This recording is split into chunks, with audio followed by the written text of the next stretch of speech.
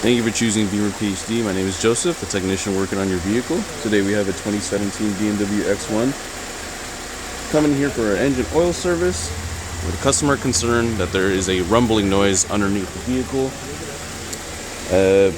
Rattle noise, rumble noise, only within the parameters of 10 to 30 miles an hour.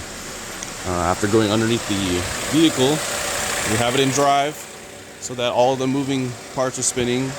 All the wheels are spinning, drive shaft, and coming towards the center of the vehicle where the noise was heard, we do find that this rubber mount or rubber cover on the underside of the engine is making contact with the drive shaft. You can see here. So after resecuring this in place, customer concern should be resolved and there will be no more noise. We'll wrap this up on the vehicle undercarriage and put the under panels back on.